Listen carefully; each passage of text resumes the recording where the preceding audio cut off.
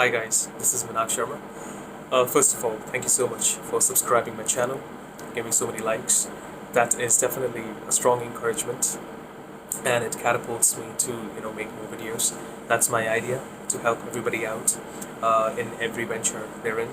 And the platform and the whole idea behind this channel is to basically make sure that we connect strongly.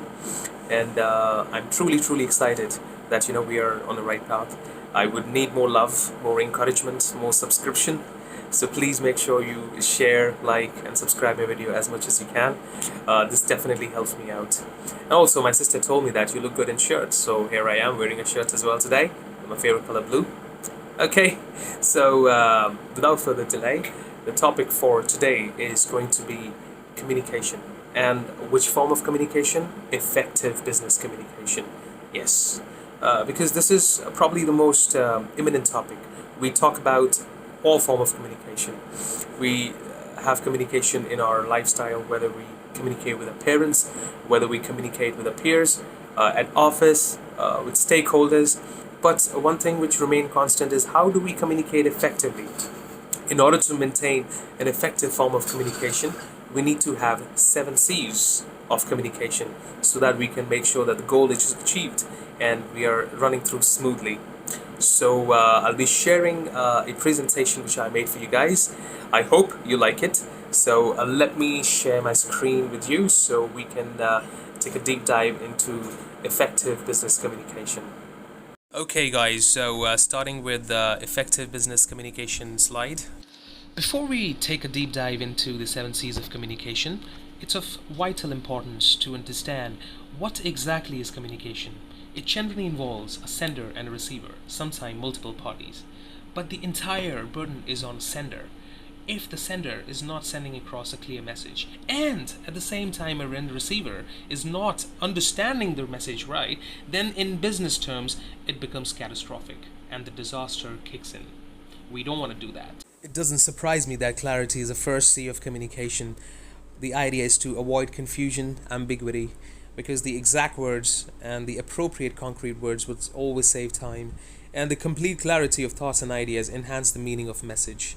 We need to also make sure that when we are delivering a message, it's not sending mixed signals, because a clear instruction would always save us time. Like I said, time is money, and in fact clarity would actually do the job well.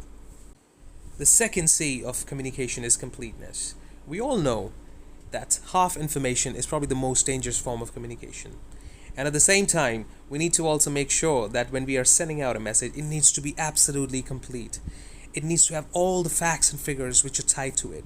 In business terms, we cannot rely on half information, because if there is, again, this will lead to a lot of wastage of time, and a dip check must be done to understand whether the message is clear or not. We all hate standing in queue. I know I do.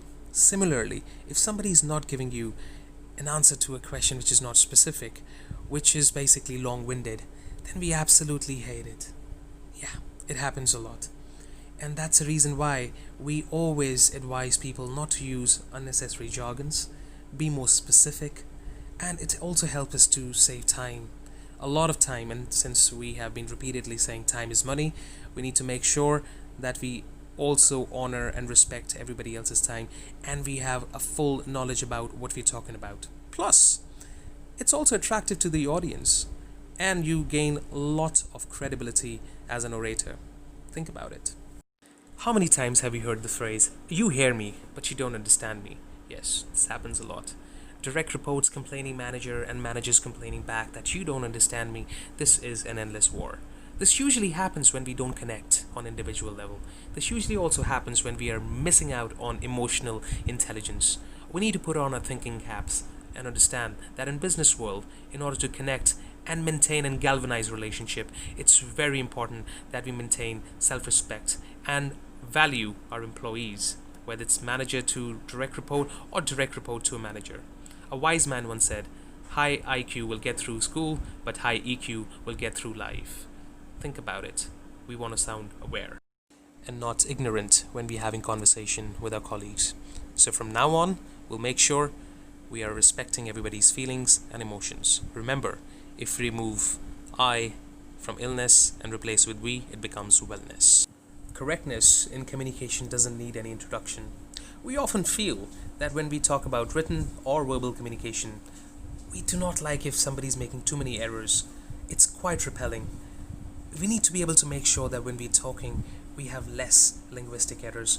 We have a correct message, and a correct message will always have a larger impact on the audience. They'll always come back to you if they have any doubts or queries. In business world is absolutely important. And a good communicator would always make sure they paraphrase and summarize their conversation so that the receiver has completely understood the message. Make sure your message is well timed, exact, and absolutely correct.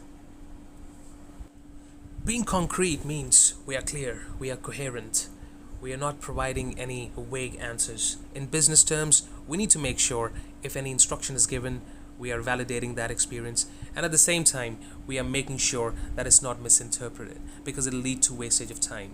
It also will lose all the confidence if we are not giving out the right message. Next time, the person would not trust us with that information.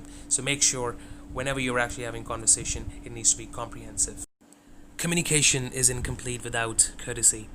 Hence, it's important that we make sure that the communication is always implied considering both viewpoints and feelings.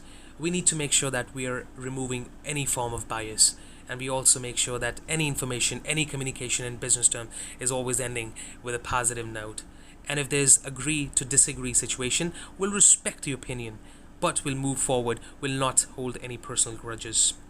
So that's it for effective business communication. I hope you liked the video, because I certainly did when I was actually making this module and this presentation for you. I'm equally thrilled, and I'm quite excited to look forward to your comments, your likes. Please do subscribe, like, and share my video, and try to make my channel a hit. I look forward to actually make more videos, and I'm equally excited. Like I said, I want to connect with all of you. I would want that this channel actually reach to a level where I would actually connect directly with you all. And please post your comments which video you would want me to make as well. I'll be more than happy to contribute. And thank you so much. Like I said, this encouragement will take me really high. Thanks a lot. Have a nice day.